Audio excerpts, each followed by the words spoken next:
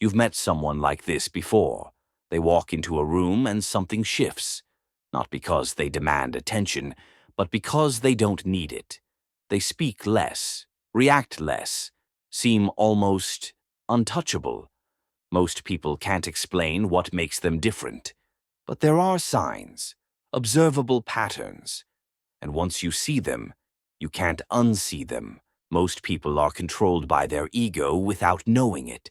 The need to be right, the fear of looking foolish, the constant comparison to others, the defensive reactions when criticized. These aren't personality traits. They're symptoms. Symptoms of an ego that's running the show. And here's what makes this dangerous. When your ego is in control, you're predictable, manipulable, easy to read. Someone praises you, you soften. Someone challenges you, you defend. Someone ignores you, you seek their attention. You think you're acting freely, but you're just reacting to triggers your ego has built. But some people have learned to step outside this pattern. They've mastered their ego, not destroyed it, mastered it. And you can recognize them if you know what to look for. Sign 1. They don't defend themselves automatically. The first sign is subtle but powerful. When criticized, questioned, or challenged, their first response isn't defense. Most people's egos activate immediately. That's not true. Let me explain. You don't understand. The person who's mastered their ego, they pause. They consider. Not because they're weak, but because they're not threatened by the possibility of being wrong. Their self-worth isn't attached to always being right, so criticism doesn't trigger panic. They can evaluate feedback objectively, accept it if it's valid, dismiss it if it's not. But they don't need to convince you they're right, and that makes them impossible to bait into pointless arguments. Sign 2. They're comfortable with silence. Second sign, they don't fear silence. Most people rush to fill every pause with words, with explanations, with jokes or commentary. Why? Because silence feels like judgment, like they're being evaluated. And the ego hates that uncertainty. But someone who's mastered their ego understands something.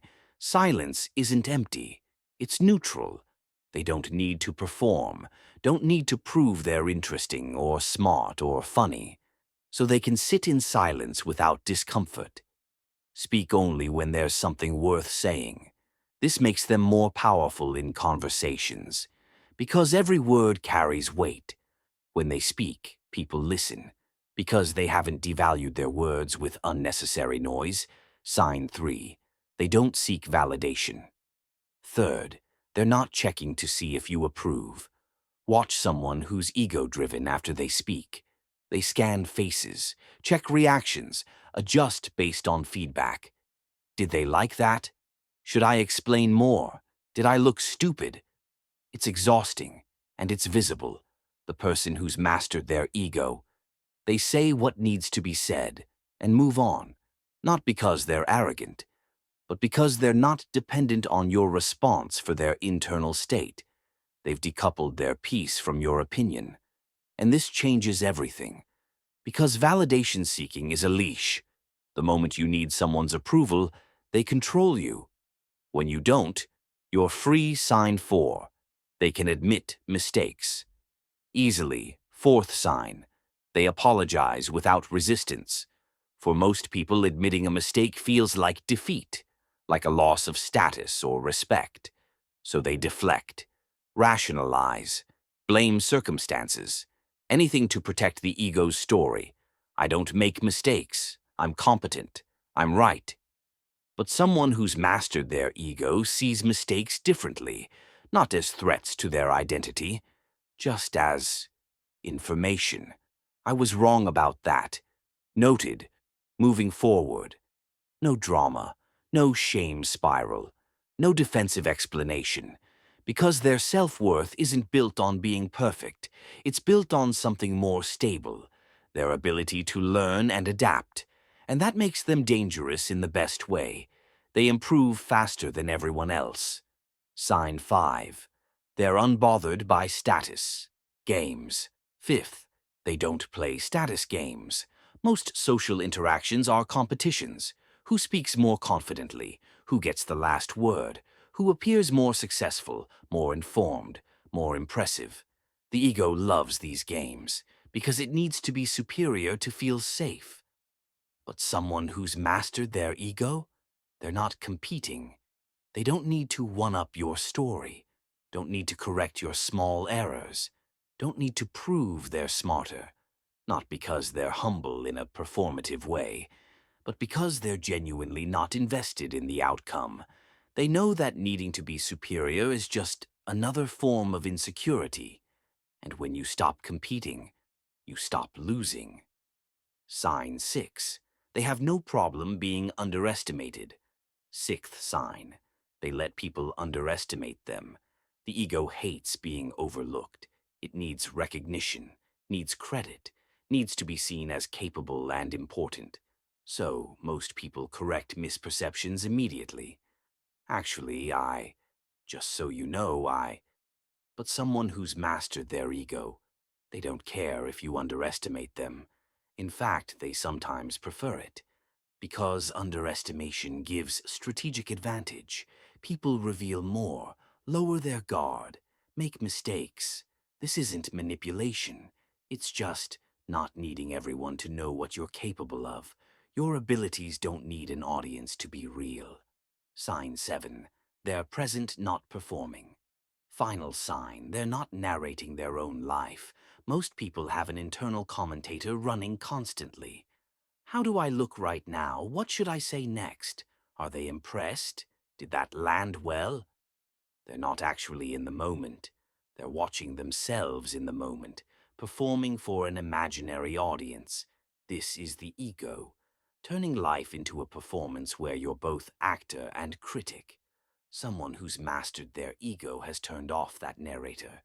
They're just here, fully present, not evaluating themselves, not planning the next move. And this makes them magnetic, because presence is rare. Most people are so busy performing that they've forgotten how to simply be. Here's what ties all these signs together. Ego mastery isn't about becoming emotionless or detached from life. It's about separating your sense of self from your need to be seen a certain way. When your peace depends on being right, being impressive, being validated, you're fragile. Any criticism shatters you. Any loss of status threatens you. Any mistake feels catastrophic. But when you've mastered your ego, your foundation is internal. You can be wrong without being worthless, invisible without being irrelevant, criticized without being destroyed. This is what ancient philosophers called freedom. Not freedom to do whatever you want, freedom from needing anything external to feel whole. So how do you move toward this? Start by observing your reactions. Notice when you feel defensive. That's ego activation. You don't have to act on it. Just see it. Notice when you need to impress someone. Ask yourself, why? What am I afraid will happen if I don't? Notice when silence makes you uncomfortable. Practice sitting with it. It's just space, not judgment. Notice when you need credit for something. What changes if no one knows you did it? You don't eliminate the ego overnight. That's not the goal. The goal is to see it operating, to create space between stimulus and response. And in that space, you become free. The people who've mastered their ego don't announce it. They don't need to. You recognize them by their stillness, their lack of reactivity, their comfort with being exactly who they are. No performance required. They're not trying to convince you of anything, not even that they've mastered their ego. And that is how you know. Think about that. You don't have to answer here, but sit with it. Because the moment you see your ego clearly, it begins to lose its grip. If this resonated, there's more where this came from.